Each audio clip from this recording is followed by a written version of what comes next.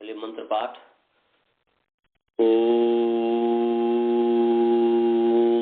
सहना भवतु सहनौ भुनक्तु सह वीर्यं करवावहै तेजस्विनावधीतमस्तु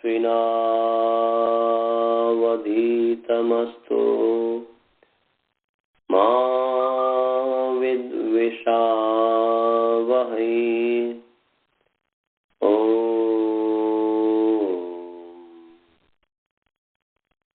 शांति शांति शांति।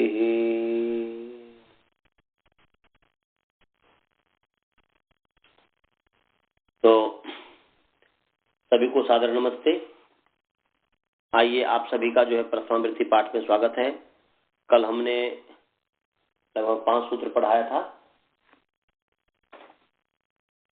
विभाषा जसी प्रथम चरम तयाल पार्वती पहने माश्च पूर्व परापर दक्षिणोत्तरापरा ग्रहणी व्यवस्था में संज्ञायाम स्वमज्ञान धनाख्यायाम अंतरम बहिर्योगोपसम व्यानयो।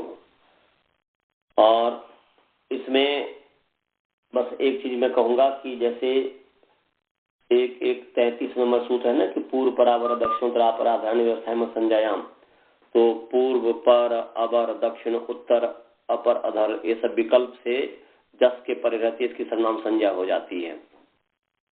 तो व्यवस्थायाम और संज्ञायाम माने व्यवस्थायाम और संज्ञा भिन्न व्यवस्थायाम। तो यहाँ पर जो सूत्र में व्यवस्थायाम जो बताया, इससे ये समझना चाहिए कि यत्र पूर्वादय शब्दा दिक् देश काल वाचिना तत्रैव एतेषाम सर्वनाम संज्ञा भवति। माने जहाँ पर पूर्व इत्यादि पूर्व पर अवर दक्षिण उत्तर अपर अधर इत्यादि जो है दिग देश और काल को कहेगा, दिशा को कहेगा, देश को कहेगा, काल को कहेगा, तो सर्वनाम संज्ञा होगी। इसीलिए जैसे दक्षिणा में गाथ का मैंने उदाहरण दिया था कि यहाँ पर ये जो गाथक हैं ये दक्षिणा है, प्रवीण है। तो यहाँ पर दक्षिण का अर्थ दिशा है, न देश है, न काल है, इसलिए इसकी सर्वनाम संज्ञा नहीं हुई है। और ऐसे असंज्ञायाम जैसे कहा है, तो जैसे उत्तराह कुरवः, तो यहाँ पर उत्तराह शब्द जो है कुरु का मतलब कुरु के लिए है, ये संज्ञावाची है।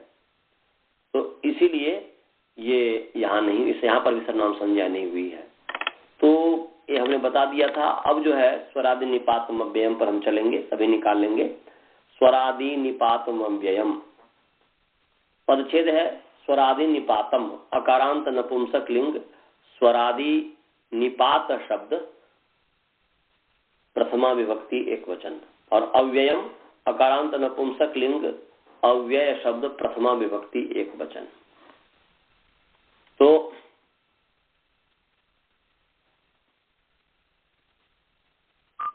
समास है यहाँ पर स्वरादि में, स्वर आदि ही ये शाम ते स्वरादय, स्वर आदि अवयव हैं जिनके, उसको स्वरादि कहेंगे।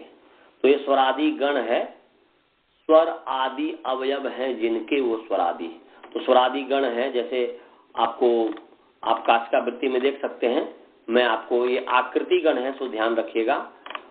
इसमें कुछ पढ़ दिया हुआ है गण पाठ में, और उसके पश्चात फिर जो है आकृति गणों में ऐसा लिखा है कि स्वर, अंतर, प्रातर, एते, पुनर, सनुतर, उच्चैस, नीचैस, शनैस, ऋधक, आरात, ऋते, युगपत, पृथक, यस, स्वस, दिवा, रात्रौ, सायं, चिरम, मनाक, ईशत, जोशम, तूष्णीम, बहिस, आविस, अवस, अधस, समया, निक्षा, स्वयं, मृषा, नक्तम, नई, अद्धा, हेतौ, इद्धा, सामी, जैसे वत प्रत्यांत जो हो गया, ब्राह्मण वत, क्षत्रिय वत इत्यादि, सन, सनात, सनत, तिरस, अंतरा, अंतरेण, ज्योक, कम, शम, सना, सहसा, विना, नाना, स्वस्ति, स्वधा, अलम, वषट, अन्यत, अस्ति। यहाँ पर क्रिया रूपक है, अस्ति है, अस्ति भी अव्यय है, परंतु है कि ये क्रिया प्रतिरूपक है, ये क्रिया नहीं है, सिंगंत नहीं है। उपांशु, क्षमा, विहायसा, दोषा, मुधा, मिथ्या, ऐसे क्वातो सुन जो आगे बताया जाएगा, कृड में जंत जो आगे बताया जाएगा, ऐसे उससे जो है पुरा, मिथस, प्रवाहुकम, आर्यहलम, अभीक्षणम, साकम, सार्धम, समम, नमस, हिरुक और तसिलादय तधि जो आगे जो बताया जाएगा तदित विभक्ति पर तदित जो हमने पहले भी बताया हुआ है कि तसिलादय तदिता एधाच पर्यंता और शस, तसी, कृत्व, सुच, आज, थाल, स्वर्थ, अम, आम, प्रतान, प्रशान, ये और आकृति गणोयम, ये सब आकृति गण है। इन जितना भी पढ़ा इसके सब में शुरू में स्वर है, इसलिए स्वरादि गण है। तो स्वर आदि ये शाम, जिन शब्दों का आदि अवयव स्वर है वह स्वरादि है। और निपातम में समास नहीं है, वैसे समास तो हो ही सकता है। नी उपसर्ग पूर्वक जो है पद धातु से, जो पद दिगत धातु से तो जो है समास नी पात से बन जाएगा, ये कुगति प्रादय से समास कर सकते हैं। तो यहाँ पर स्वरादि को ठीक से समझना है। तो क्या हुआ जी, अर्थ बन गया स्वरादि निपातम, स्वरादि और निपातम दो चीज है।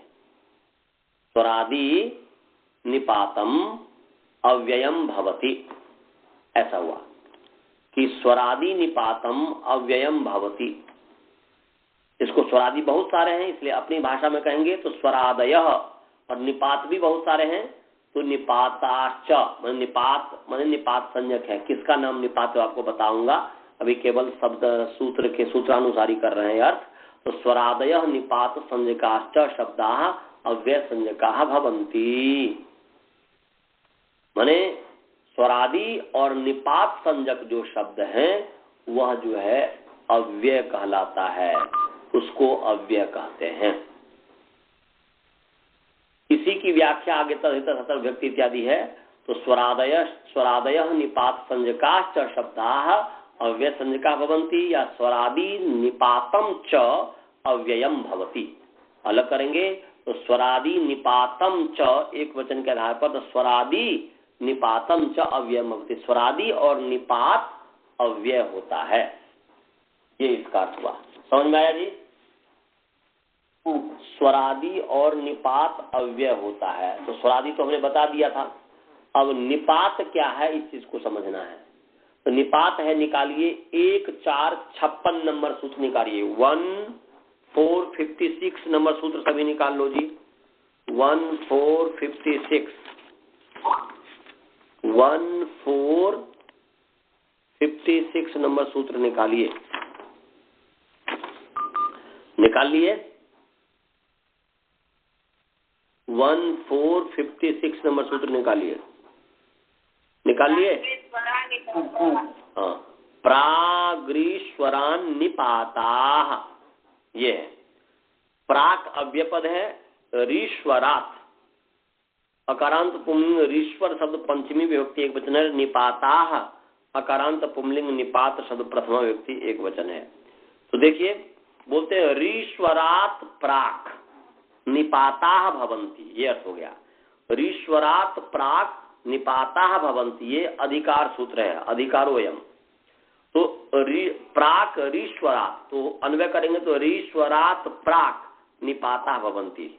रीश्वरात क्या है जी, एक सूत्र है अधिरीश्वरे। 1496 नंबर सूत्र निकालिए, इसको भी रखिए, और 96 नंबर सूत्र निकालिए, अधिरीश्वरे 1496 नंबर सूत्र निकाल लीजिए। 1496 नंबर सूत्र निकालिए, 96 1496 नंबर सूत्र निकालिए, निकाल लिए।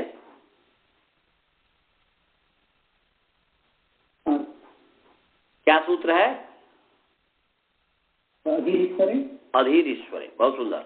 तो अधीर ईश्वर, यहाँ पर ईश्वरे पढ़ा हुआ है, अधि ईश्वरे अलग करेंगे तो पर तो ईश्वरे है, उसका यहाँ पर लिया कि रीश्वरत प्राक रीश्वरत माने रीश्वरात प्राक, ईश्वर से पहले माने अधीर ईश्वरे सूत्र से पहले जितने भी सूत्र हैं ये सब निपात संज्ञा करने वाले हैं।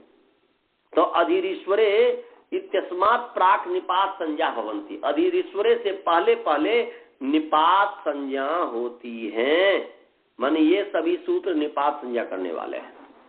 समझ गए जी? गुरुकुल वाले को समझ में आया? गुरु समझ गए? तो ऋश्वरात प्राक निपात संज्ञा भवन्ति, तो ईश्वर से पहले पर निपात संज्ञा होती है। तो अर्थ हो गया स्वरादि निपात मध्यम का स्वरादि शब्द रूपानी निपात संज्ञकानी च अव्यय संज्ञकानी भवन्ति, या निपाताश्च अव्यय संज्ञकानी भवन्ति। स्वरादि शब्द और निपात जो है वो अव्यय संज्ञक होते हैं। प्रथम व्यक्ति में जो अर्थ दिया स्वरादि शब्द रूपानी निपाताश्च अव्यय संज्ञकानी भवन्ति, स्वरादि शब्द रूप पर निपात अव्यय संज्ञक होते हैं। और मैंने पुंलिंग में बनाया स्वरादयः निपातश्च निपाताश्च अव्यय संज्ञका भवन्ति, ऐसा उसके आधार पर हमने बना दिया। और यदि नपुंसक लिंग में ही बनाना हो तो स्वरादि निपातम च अव्ययम भवति, माने अव्यय संज्ञकम भवति। स्वरादि और निपात अव्यय संज्ञक होते हैं। सभी समझ गए? इसमें कोई किसी को शंका है क्या? तो ये नहीं है सर जी। हाँ जी, नहीं है सर जी। हाँ, तो बस ये अव्यय है, बस इतना ही कहा है। और अव्यय का जो जो प्रयोजन है, जैसे अव्यादाप सुप इत्यादि, अव्यय सूत्र सुप का सुप लुक हो जाता है, ये सब पहले पढ़ा दिया हुआ हूँ, ये है। अब आगे चलिए। तद्धित पश्चात सर्व विभक्ति, 1:37 आगे नंबर सूत्र। तद्धित पश्चात सर्व विभक्ति, तद्धितः अकारांत पुंलिंग तद्धित शब्द प्रथमा विभक्ति एक वचन। अकारांत पुंलिंग तद्धित शब्द प्रथमा विभक्ति एक वचन। च अव्यपद और असर्व विभक्ति, इकारांत पुंलिंग असर्व विभक्ति शब्द प्रथमा विभक्ति एक वचन। ये पदच्छेद हो गया। अब जो है इसमें समास करेंगे, पहले भी हालांकि इसका अर्थ बताया हुआ हूं, परंतु फिर मैं बता दे रहा हूं, क्रम प्राप्त है। तो असर्व विभक्ति का अर्थ है न सर्वा विभक्ति यस्मात्, न सर्वा विभक्ति ही यस्मात्, या अर्थात नोत्पद्यते सर्वा विभक्ति यस्मात्, या ये करेंगे बहु अपने भाषा में करेंगे तो नोत्पद्यन्ते सर्वाः विभक्तयः यस्मात्, जिससे सभी विभक्तियां नहीं उत्पन्न होती है, केवल पर्टिकुलर विभक्तियां ही उत्पन्न होती है, एकदम कोई निश्चित ही विभक्तियां उत्पन्न होती है, सभी विभक्तियां उत्पन्न नहीं होती है, उसको कहते हैं असर्व विभक्ति। जिससे सभी विभक्तियां उत्पन्न नहीं होती है उसको कहते हैं असर्व विभक्ति। तो अब इसका अर्थ क्या हो गया जी? अर्थ हो गया, इसका जो अर्थ हुआ असर्व विभक्ति ही तद्धितः, तो तद्धित प्रत्यय है, तो प्रत्यय ग्रहण तंत्र ग्रहणम, तो असर्व विभक्ति ही तद्धितान्तः शब्दः अव्यय संज्ञकः भवति, अव्यय संज्ञको भवति, ये अर्थ हो गया। असर्व विभक्ति ही तद्धितान्तः, तद्धित प्रत्यांतः शब्दः अव्यय संज्ञको भवति, अव्यय संज्ञक भवति, माने असर्व विभक्ति तद्धितांत शब्द अव्यय संज्ञक होता है। समझ में आया? असर्व विभक्ति तद्धितांत जो है शब्द है वह अव्यय होता है, उसका नाम अव्यय होता है। इसका उदाहरण है ततः यतः तत्र यत्र तदा यदा सर्वदा सदा विना नाना इत्यादि। तो यहाँ पर सबसे पहले असर्व विभक्ति, कौन कौन से असर्व विभक्ति है, किन किन तद्धित प्रत्यांत से सभी विभक्तियां उत्पन्न नहीं होती। तो उसमें से दिया है, हमने पीछे बताया भी था, फिर सुन लीजिए। हमने बोला था याद करने के लिए कि तसिल आदय प्राक पाष्प, माने पंचम्यास तसिल से लेकर के याप्य पाश तक जितने भी तद्धित प्रत्यय है, उन तद्धित प्रत्यय से बने हुए जितने भी शब्द हैं वह तद्धितांत शब्द, वह असर्व विभक्ति तद्धितांत शब्द है। ऐसे ही शस प्रभृतिभ्य प्राक समासांतेभ्य, ये भी हमने बताया था कि बहुवल पार्थात छस्कार का दनित्रस्याम से लेकर के समासांत तक जितने भी तद्धित प्रत्यय है, उनसे बने हुए जितने भी तद्धित प्रत्यांत शब्द है, उनसे सभी विभक्तियां उत्पन्न नहीं होगी। तो ये असर्व विभक्ति तद्धितांत शब्द तद्धित प्रत्यय हो गया और उससे बना हुआ तद्धितांत शब्द हो गया। ऐसे ही अमुच छंदसी किमितिंग वयघादम द्रव्य प्रकर्षे, ये दोनों सूत्र जो है ये मानतः म अंत वाला जो अम और आम हो गया, अम भी म अंत वाला है, आम भी अंत वाला है। अमुच छंदी से अमु प्रत्यय होता है और किमितिंग वयघा दम द्रव्य प्रकर्ष से आम प्रत्यय होता है। तो ये अम और आम इससे बने हुए तद्धितांत, ये असर्व विभक्ति तद्धितांत शब्द हुआ, तो उसका नाम अव्यय हो जाएगा। ऐसे ही जो है तसीवती तसीश्च और तेन तुल्यम क्रियाचेदवती, तसीश्च से तसी प्रत्यय और तेन तुल्यम क्रियाचेदवती से वती प्रत्यय। तो ये इस तसी और वती जो प्रत्यय है असर्व विभक्ति है, और असर्व विभक्ति तद्धितांत इससे बने हुए सब असर्व विभक्ति तद्धितांत हुआ, उससे सभी विभक्तियां उत्पन्न नहीं होगी, इसलिए इसका नाम तस्यंत और वत्यंत जो शब्द हो गया वह अव्यय हो गया। ऐसे कृत्वोर्था, कृत्व अर्थ वाले संख्या या क्रियाभ्या वृत्ति गण्य कृत्व सुच, जो कृत्व सुच प्रत्यय है, द्वितीय चतुर्भ्य सुच जो सुच है, तो ये कृत्व सुच प्रत्यांत बहुकृत्व इत्यादि जो हमने पीछे बनाया था, ऐसे सुच जो है, तो ये सब तद्धित है, ये असर्व विभक्ति है। और असर्व विभक्त्यंत इससे बने हुए जो शब्द होंगे वो असर्व विभक्ति असर्व विभक्तिक क स्वार्थ में ले आइए, असर्व विभक्तिक तद्धित प्रत्यय शब्दांत हो गया, और वो उससे पूरे माने उससे जो है सभी विभक्तियां उत्पन्न नहीं होगी, केवल पद बनाना है उससे, इसलिए उसका नाम अव्यय है। ऐसे ही है विभाषा बहुर्धा विप्रकृष्ट काले, विभाषा ये भी सुच प्रत्यय करता है। ऐसे नाना यौ न सह, नाना यौ ना और नाई प्रत्यय विनयभ्याम नाना यौ न सह, तो ये ना और नाई नहीं, ना और नाई ये दोनों जो है तद्धित प्रत्यय, ये असर्व विभक्ति प्रत्यय है, तो ये गिना दिए हैं। तो असर्व विभक्ति का तद्धित शब्दांत तद्धित प्रत्यांत शब्द अव्ययम भवति, ये अव्यय होता है, अव्यय संज्ञक भवति। समझ में आ गया जी? इसका अर्थ समझ में आ गया सभी को? जी। इसका उदाहरण है ततः, जैसे तो ततः जो है मूल शब्द है तद, इसका मूल शब्द है तद, तद की जो है पूर्वत प्रातिपदिक संज्ञा करके यहाँ पर पंचमी विभक्ति लेंगे, क्योंकि सुबंता ततः बनाना है तो पंचमी विभक्ति लाएंगे। तद शब्द से ngसी प्रत्यय, ngसीभ्याम व्यस्त ngसी प्रत्यय ले आएंगे, और तद ngसी से जो है फिर जो है पूर्वत जो है पंचम्य पूर्वत सभी प्रत्यय परश्च ज्ञा प्रातिपदिकात, फिर जो है पंचम्य तसिल, ये यहाँ पर तेसिल प्रत्यय आ जाएगा। तो 5 3 7वां नंबर सूत्र है, निकाल लीजिए। पंचम अध्याय तीसरा पाद का 7वां नंबर सूत्र है, निकालिए। 5 3 7,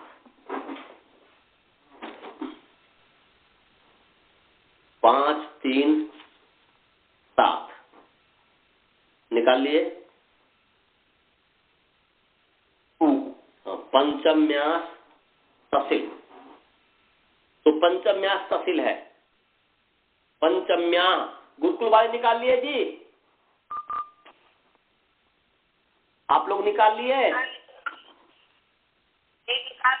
हाँ, तो पंचम्या पंचमी, ई कारांत स्त्रीलिंग पंचमी शब्द पंचमी विभक्ति एक वचन, तसिल लकारांत पुंलिंग तसिल शब्द प्रथमा व्यक्ति एक वचन।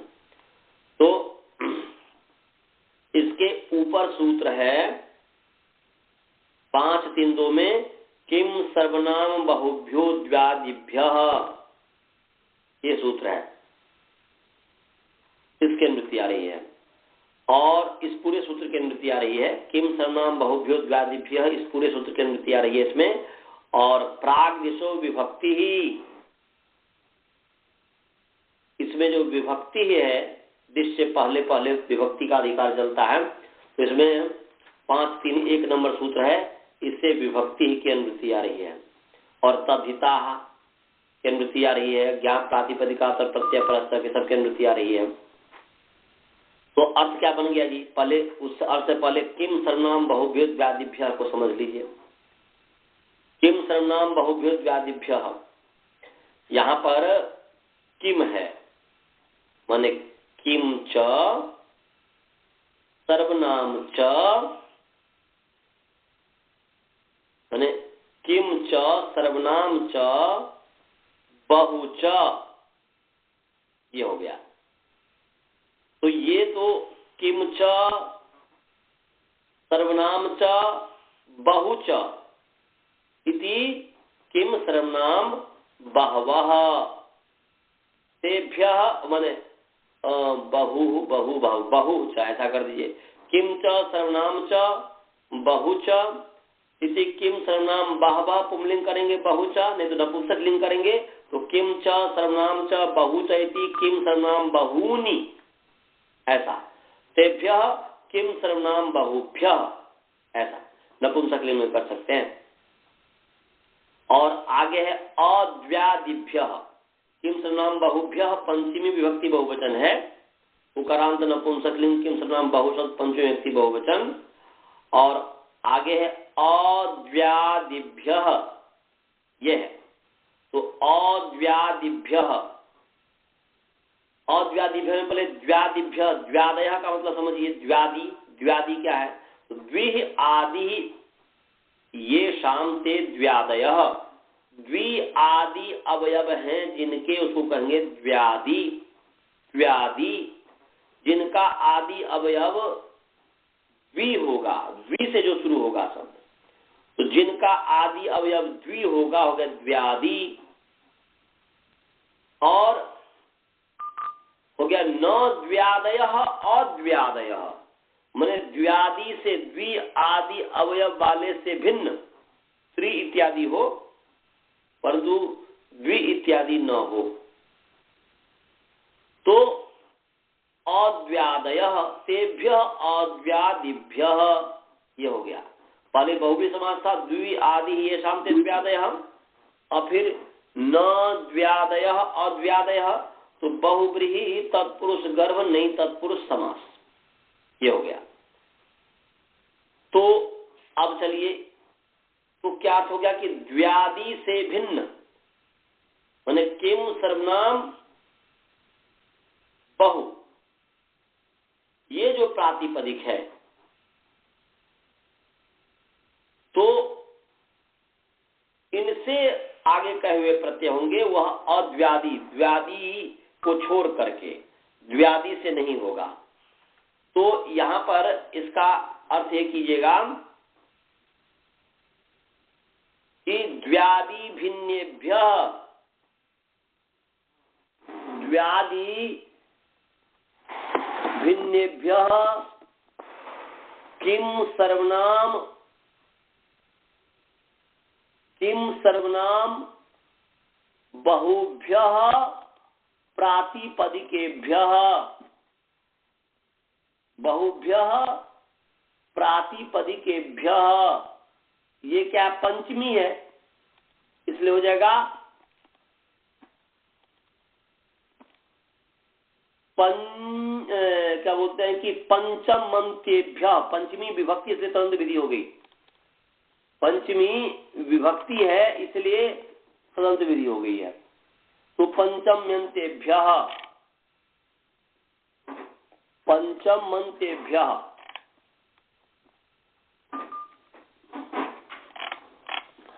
तो क्या अर्थ हो गया जी? मैं बता रहा था कि किम सर्वनाम बहुभ्यः माने अद्व्यादिभ्यः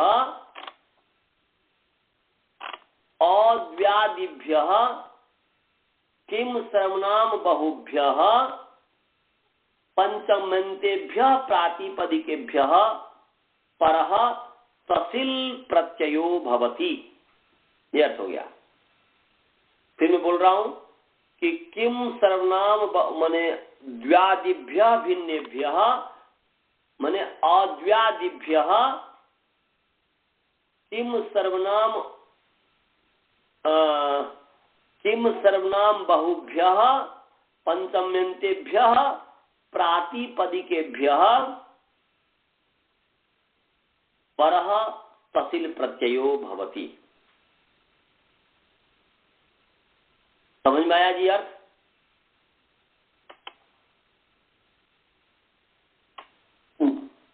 अर्थ समझ में आया? हाँ। तो बहु का मतलब है, बहु ग्रहण से यहाँ पर संख्या का ग्रहण करना है, सो ध्यान में रखना है। बहु से यहाँ पर जो है संख्या का ग्रहण करना है। तो द्व्यादि से भिन्न किम सर्वनाम बहु पंचम्यंत प्रातिपदिक से किम सर्वनाम और बहु पंचम्यंत प्रातिपदिक से क्या है? तसिल प्रत्यय होता है। तो यहां पर तद शब्द है, यहां पर क्या है? यहां पर जो है तद शब्द है। तो यहां पर तद शब्द तद गति से आगे तसिल प्रत्यय हो गया क्योंकि सर्वनाम है। ध्यान में रखिएगा कि यहाँ पर बहु जो शब्द लिया गया है वह बहुगण वतुरति संख्या, इस सूत्र से बहु शब्द की जो संख्या संज्ञा हुई है वही लिया गया है, वही बहु है यहाँ पर। उससे भिन्न में नहीं होगा, सो ध्यान रखिएगा। तो द्व्यादि से भिन्न किम सर्वनाम बहु प्रातिपदिक से परे, पंचम्यंत प्रातिपदिक से परे, तो यहाँ पर सर्वनाम पंचम्यंत प्रातिपदिक है तदग्नसी, इससे परे तसिल प्रत्यय हो गया। तो तदग्नसी तसिल ये हो गया। और इसको फिर जो है पूर्ववत जो है यही कर लीजिएगा, तद्धिता प्रातिपदिक इत्यादि हो जाएगा। तो तद तस हो गया। अब तद तस है तो तस को मान करके तद की जो है अंग संज्ञा है, तस को मान करके तद की जो है तसिल प्रत्यय जो है, तसिल का अनुबंध लोप करेंगे तो तस हो जाएगा। तो तस को मान करके तद की अंग संज्ञा है। और अंगस्य के अधिकार में एक सूत्र है तदादि नाम, तो वो कहता है कि तदादि नाम अंगानाम अंतःशल स्थाने अभवति विभक्तौ परतः। इसका अर्थ बता दिया हुआ हूं कि नहीं जी तदादि नाम का? बोलिए जी, तदादि नाम पढ़ाया हूं कि नहीं पढ़ाया हूं? अनंत जी, तदादि नाम पढ़ाया हूं क्या? द्रोण जी पढ़ाए हैं हम? नहीं आता है, मुझे कोई याद नहीं है। चलिए निकाल लीजिए फिर। 7-2-102 नंबर सूत्र निकालिए। सप्तम अध्याय, बहुत ही सरल अर्थ है। सप्तम अध्याय दूसरे पाद, सप्तम अध्याय दूसरे पाद का 102 नंबर सूत्र है। निकाल लिए। तदादि नामः, तदादि नामः निकाल लिए। तो तदादि नामः, तदादि नाम इकारांत पुंलिंग तदादि शब्द षष्ठी विभक्ति बहुवचन, अह अकारांत पुंलिंग अ शब्द प्रथम विभक्ति एकवचन। समास है त्यद आदि येषाम ते त्यदादयः। तो सर्वनाम में जो त्यद यद इत्यादि जो है कुछ समूह है उसको त्यदादि कहेंगे।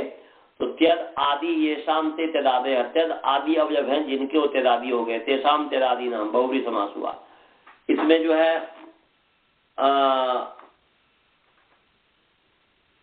विभक्तौ की अनुवृत्ति आ रही है, अष्टन अविभक्तौ, ये 7284 नंबर सूत्र है, इससे विभक्तौ की अनुवृत्ति आ रही है और अंगस्य का अधिकार चल रहा है। तो क्या हो गया, विभक्तौ परतः, ये हो गया। हमने इसका बताया होगा कि सह की सिद्धि करवाया हूं हमने, शायद लग रहा है, पता नहीं, जो भी हो। तो विभक्तौ परतः तदादीनाम अंगानाम अह भवति, तदादीनाम अंगानाम अकारादेशो भवति, ये अर्थ हो गया कि विभक्तौ परतः तदादीनाम अंगानाम अंतस्य अलह स्थाने अकारः भवति, अकारादेशो भवति, ये अर्थ हो गया। पूरा अर्थ हो गया कि विभक्तौ परतः तदादीनाम अंगानाम अंतस्य अलह स्थाने अकारः भवति। तो विभक्ति के परे रहते क्या है, तदादी जो अंग है, तो तद जो है तदादी अंग है, उसके अंतिम अल जो द है उसको अ हो जाएगा, तो तत् विभक्ति है। कैसे विभक्ति है, इसके लिए आइए फिर निकालिए 5वां अध्याय 3रा पाद का पहला सूत्र निकालिए जी। 5वां अध्याय पहला पाद, 5वां अध्याय 3रा पाद का पहला सूत्र, 5वां अध्याय प्राग दिशो विभक्ति, 5वां अध्याय 3रा पाद का पहला सूत्र निकाल लिए। हाँ, क्या सूत्र है, प्राग दिशो विभक्ति, यह।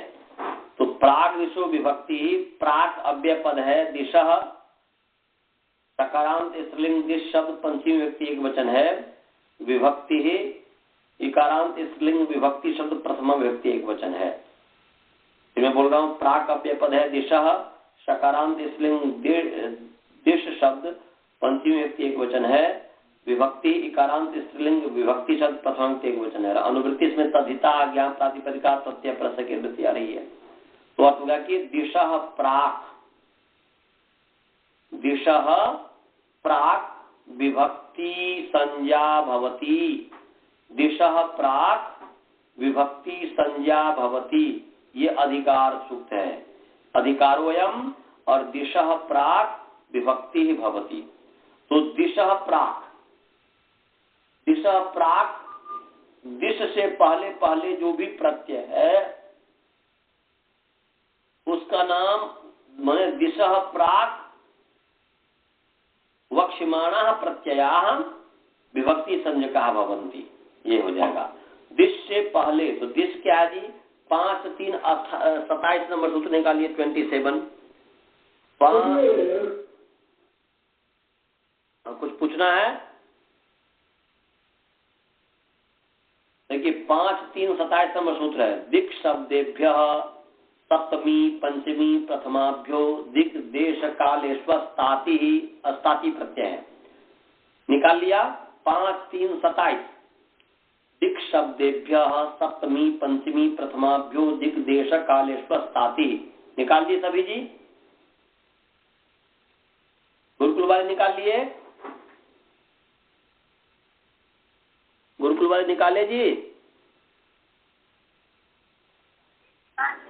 हाँ, तो दिक् शब्देभ्य सप्तमी पंचमी प्रथमाभ्यो दिग्देश कालेष्वस्ताति। तो यहाँ पर ये जो दिक् शब्द है इसी को यहाँ पर दिशा कह रहा है, दिक् दिश का ही है। तो दिश से पहले माने दिक् शब्देभ्य सप्तमी पंचमी प्रथमाभ्यो दिग्देश कालेष्वस्ताति, इस सूत्र से पहले माने था हेतु तत् छंदसी, इस सूत्र तक, यहाँ तक कथा इत्यादि जो होता है। तो ये था प्रत्यय तक माने 5 3 26 तक जो भी कहे जाने वाले प्रत्यय हैं उसका नाम है विभक्ति। समझ गया जी, इसका नाम क्या है जी, विभक्ति। तो यहां पर इसी के बीच में पंचम्यास तसिल है 5 3 7, तो इसलिए तसिल प्रत्यय भी की विभक्ति संज्ञा हो गई। तो प्राग दिशो विभक्ति से इसकी विभक्ति संज्ञा है तसिल की, और इसलिए विभक्ति तस जो विभक्ति परे है उस विभक्ति के परे तद के अंतिम अल जो द है उसको अ हो गया, तो त अ तस ये हो गया। और त अ को अतो गुणे से जो है पर रूप हो गया है, गुण के आदि गुणा, तो त तस ये हो गया। अपूर्वत ततस, अपूर्वत सु ले आइए, ततस की जो है सु ले आइए, और सु का जो है यहाँ पर तद्धि तस्ता सब विभक्ति और सब विभक्ति तद्धित, यहाँ पर ततस से सभी विभक्तियां उत्पन्न नहीं हो सकती, केवल प्रथमा विभक्ति का सु आ रहा है, क्योंकि पद संज्ञा बनाने के लिए अव्यय है, पद संज्ञा बनाने के लिए सु ला रहे हैं, तो इसलिए सु आया। तो ये असर्व विभक्ति तद्धितांत शब्द है, असर्व विभक्ति का तद्धितांत शब्द अव्ययम भवति, तो ये असर्व विभक्तिक तद्धितांत ततस है, इसका नाम अव्यय हो गया। और अव्यय होने से अव्ययाद आप सुपह, अव्ययात परह सुपह लुक भवति, अव्यय और आप, अव्ययात आप सुपह, अव्ययात आप सुपह, अव्यय से उत्तर आप और सुप का लुक होता है, तो यहाँ पर जो है आप टाप डाप चाप इत्यादि होगा। इसका अर्थ बताया हूं कि नहीं, निकाल लीजिए। 2482 नंबर सूत्र है, दूसरा अध्याय चतुर्थ पाद का 82 नंबर सूत्र है, 2482 नंबर सूत्र है, निकाल लीजिए।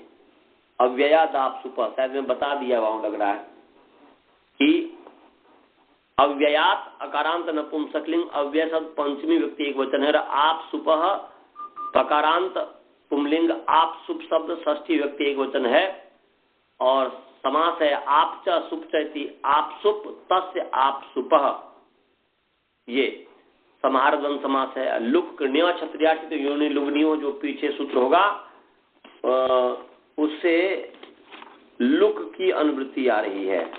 क्षत्रियाचित योनि लुग्नियो जो है 2458 नंबर सूत्र है, उससे लुक की अनुवृत्ति आ रही है इसमें।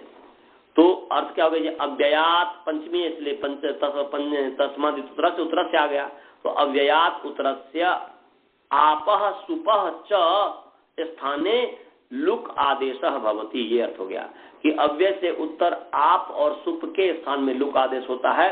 तो यहाँ पर अव्यय है, ततस अव्यय है, इससे उत्तर सुप है, उसका लुक हो गया। लुक क्या है, प्रत्यय लुक लुप, प्रत्यय के आदर्शन का नाम लुक लुप है, तो ततस ही रहा। और पूर्वत स को ससुर इत्यादि करके विसर्ग कर देंगे, ऋतु विसर्ग कर ततः बन गया। इसी प्रकार यद शब्द से यतः बन जाएगा। ततः की स्थिति समझ गए सभी।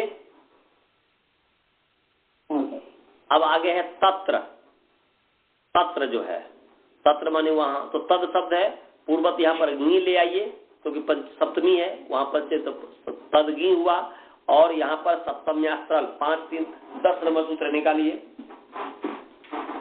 वही 5 3 10 नंबर उसी से आगे था, पंचम्यास्त्रल जो है उससे आगे है सप्तम्यास्त्रल, निकाल लीजिए 5 3 10, पंचम अध्याय तीसरे पाद का 10 नंबर सूत्र निकाल लिए।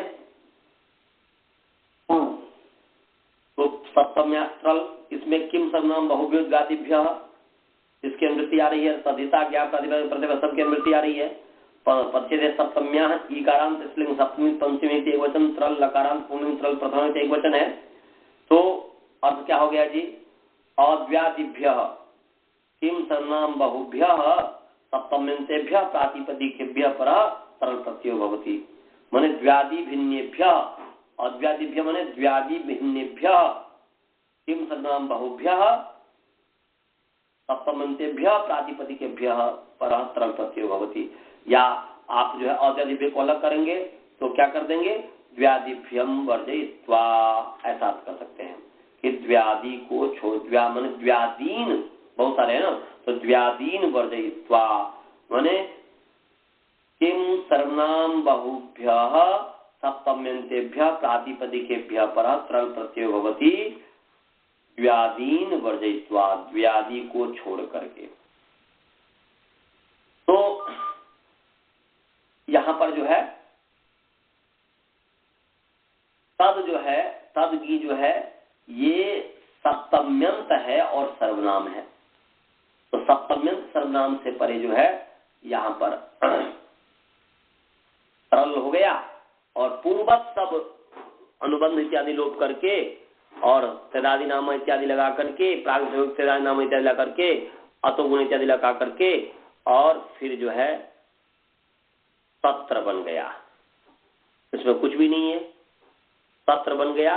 और इसकी जो है प्रातिपदिक संज्ञा है, कृत समासार्थ से फिर सु ले आइए, और सु का जो है तदित सर्वविभक्ति और सर्वविभक्ति तदित प्रत्यांत शब्द अव्ययम भवति। तो ये असर्वविभक्ति तदित प्रत्यांत शब्द है, क्योंकि आपको मैंने बताया था कि तहसीलाद है प्राक पास मैं तो याप्य पास से पंचम या तहसील से लेकर के याप्य पास तक जितने भी प्रत्यय हैं वह सब असर्वविभक्ति तदित प्रत्यय है।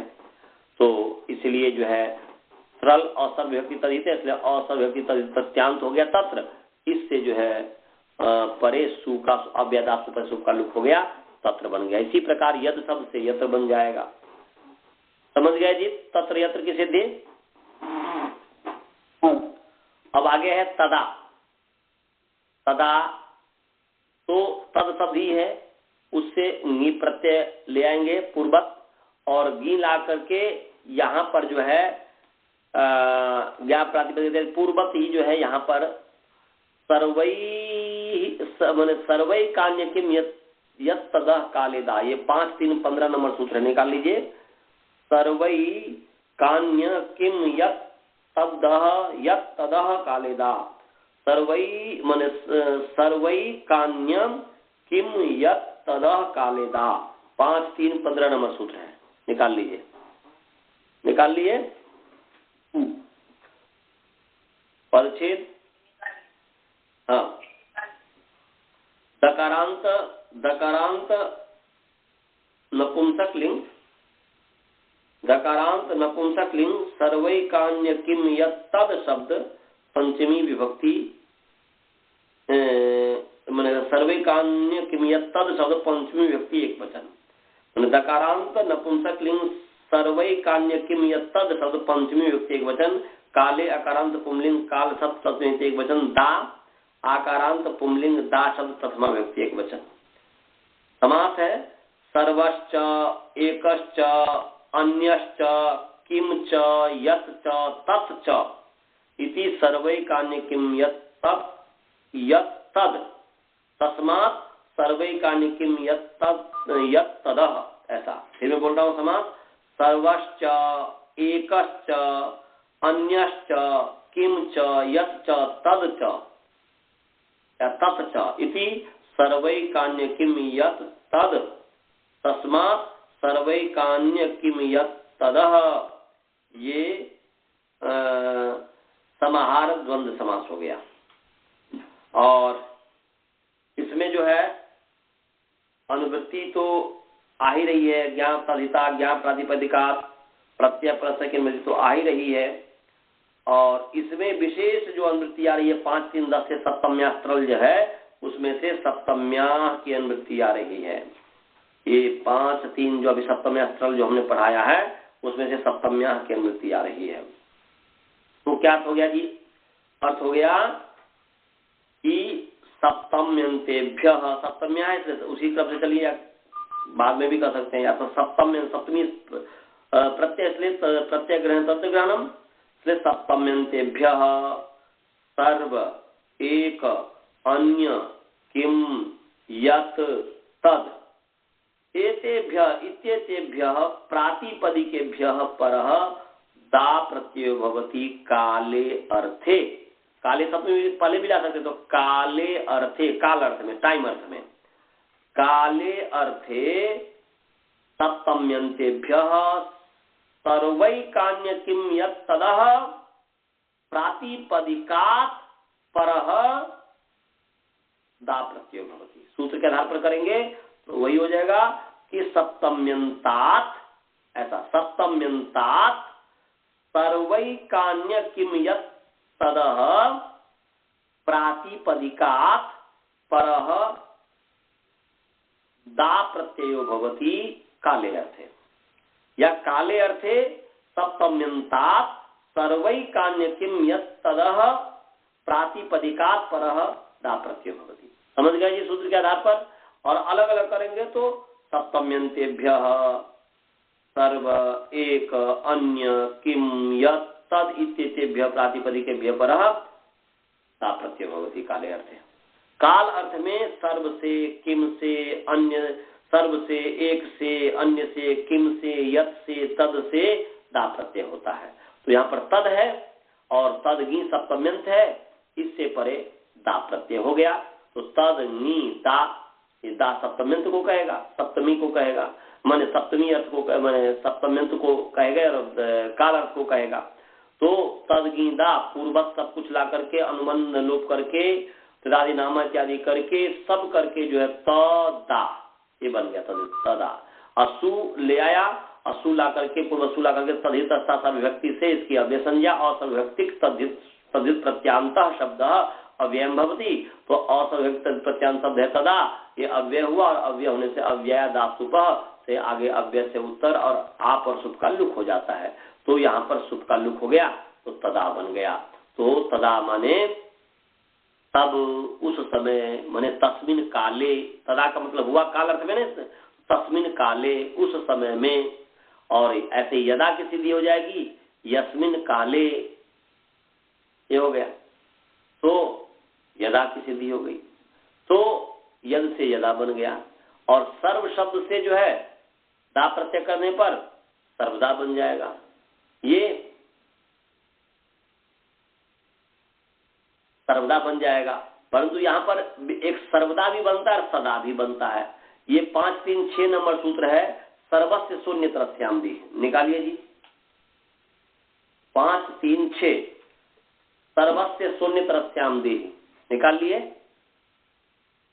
5, 3, 6 नंबर सूत्र है, सर्वस्य शून्य तरस्याम दी,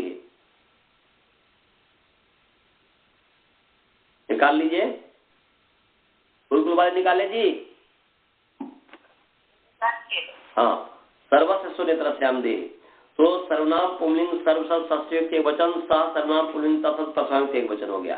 अन्य तरस्याम सर्वनाम स्त्रीलिंग अन्यतरा शब्द सप्तमी युक्त एक वचन। दी दी दी जो है दकारांत पुंलिंग द शब्द सप्तमी युक्त एक वचन। दी दी ये सप्तमी एक वचन है, या दा आकारांत है, दा नहीं, मैं बोला दी बोल दिया, गलत बोल दिया, दा है, दा है या दी, ठीक है। द भी कर सकते, दकारांत भी कर सकते हैं, दकार भी कर सकते, कोई ऐसी बात नहीं है। दकारांत पुंलिंग द शब्द सप्तमी व्यक्ति एक वचन हो जाएगा। तो अब जो है क्या है जी, इसमें ज्ञान प्रातिपदिका का अधिकार चल ही रहा है। तो अर्थ हो जाएगा सर्वस्य स्थाने सह भवति, माने सर्व स्थाने स आदेशो भवति। और यहाँ पर ध्यान रखिएगा, सह मैंने कह दिया था सर्वनाम पुंलिंग तत् शब्द, ये नहीं है, सर्वनाम पुंलिंग तत् नहीं है। यहाँ पर अकारांत पुंलिंग स शब्द है, गलत मैं बोल दिया, क्षमा करेंगे। अकारांत पुंलिंग स शब्द है, अकारांत पुंलिंग स शब्द प्रथमा विभक्ति एक वचन, यहाँ पर तत् का रूप नहीं है, ये स आदेश होता है, इसलिए अकारांत पुंलिंग स शब्द है। तो अर्थ हो गया कि दी दी सप्तमी है, इसलिए सप्तम्यंतम विशेषणम, माने यस्मिन विधि तदा वाले ग्रहणे, ये दी प्रत्यय का विशेषण है, ये प्रत्यय है। तो दी में सप्तमी होने के कारण तदादि विधि, इसलिए हो गया दकारादौ, ऐसा हो गया। दकारादौ प्रत्यय परतः, ऐसा हो गया दी का, माने दकारादौ प्रत्यय परतः, क्योंकि प्रत्यय परतः की मिति आ ही रही है। तो दकारादौ प्रत्यय परतः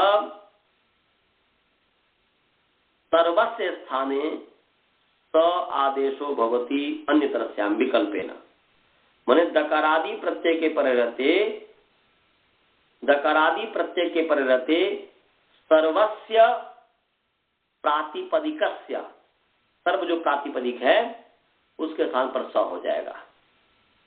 तो यहाँ पर सर्व शब्द से जब हम सर्वनी और दा लाया तो दा दकारादि प्रत्यय पर है, पूर्ववत कर दीजिए। सर्व और दा है तो दकारादि प्रत्यय पर रहते सर्व प्रातिपदिक है, क्योंकि ज्ञान प्रातिपदिक है, वो प्रातिपदिक से भी बदल जाएगा, षष्ठी बदल जाएगा, अर्थात विभक्ति परिणाम हो जाएगा। दकारादो प्रत्यय परतः सर्वस्य प्रातिपदिकस्य, सर्वस्य प्रातिपदिकस्य स्थाने सहभवति। तो सर्वस्य प्रातिपदिक, सर्व जो प्रातिपदिक है, या सर्व इत्यस्य प्रातिपदिकस्य स्थाने स भवति, तो स हो गया सर्व को, तो स दा सदा बन गया। तो सदा और सर्वदा विकल्प से कहा है, तो सर्वस्व से एक बार स हो जाएगा, और जिस पक्ष में स नहीं होगा उस पक्ष में सर्व ही रहेगा, तो सर्वदा और सदा दोनों बनता है। समझ गया जी? हाँ। अब आगे जो है विना, विना की सिद्धि। विना है, वी शब्द है, इसके पूर्वक प्रातिपदिक संज्ञा वी शब्द है, माने प्रातिपदिक संज्ञा अर्थ से है, अर्थ धातु प्रत्यय प्रातिपदिकम ज्ञान प्रातिपदिक इत्यादि, इसके अधिकार में जो है विनयभ्याम नाना यौ न स, विनयभ्याम नाना यौ न स। तो इससे वी से आगे, पहले वी से आगे सु ले आइए, क्योंकि सुबंता से उत्पत्ति है, इसलिए सु ला करके फिर करेंगे, पता चल जाएगा। अभी चलिए देखते हैं। 5-2-27 नंबर सूत्र निकालिए। पंचम अध्याय दूसरा पाद का विनयभ्याम नाना यौ न स है 5-2-27। पंचम अध्याय दूसरे पाद का 27 नंबर सूत्र निकालिए जी। विनयभ्याम नाना यौ न स निकालिए। अनंत जी कट गए क्या, पता नहीं। विनयभ्याम नहीं आचार्य जी, म्यूट में हूँ, सुन रहा हूँ। अच्छा, म्यूट में है। तो विनयभ्याम नाना यौ न स, तो विनयभ्याम यकारांत पुंलिंग या नपुंसक लिंग विनय शब्द पंचमी विभक्ति बहुवचन, नाना यौ यकारांत पुंलिंग या नपुंसक लिंग नानाय शब्द प्रथमा विभक्ति द्विवचन। समास है विश्च नैच इति विनयौ, विश्च नैच इति विनयौ ताभ्याम विनयभ्याम, और नाना हुआ है पुंलिंग कर दे तो नश्च माने सॉरी नाच नैच, नाच नैच इति नानायौ, ये दोनों स्थान पर इतरेतर योग द्वंद्व हो गया।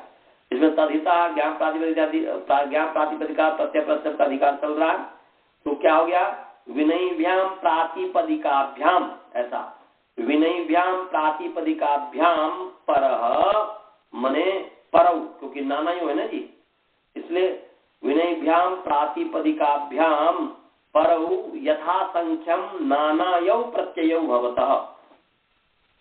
विनयभ्याम प्रातिपदिकाभ्याम परौ, विनय और वी और नई प्रातिपदिक से परे ना और नई प्रत्यय यथासंख्य होता है, माने वी से परे ना और नई से परे नाई, ये प्रत्यय होता है। तो मैंने स्वर भेद के लिए किया हुआ है। बोलते न सह, न सह अव्यय पद है, न सह जो है अव्यय पद है, तो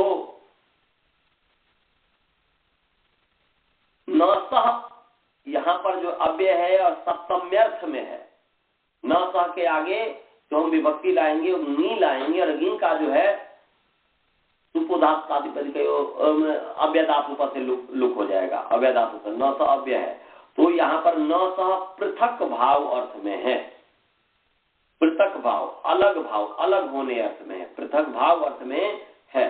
तो यहाँ पर न सही सप्तम्यर्थ है, माने सप्तमी का लुक हो गया है, तो न सह अर्थे ऐसा हो जाएगा, न सह अर्थे माने पृथक भावे अर्थे, ये हो गया पृथक भावे अर्थे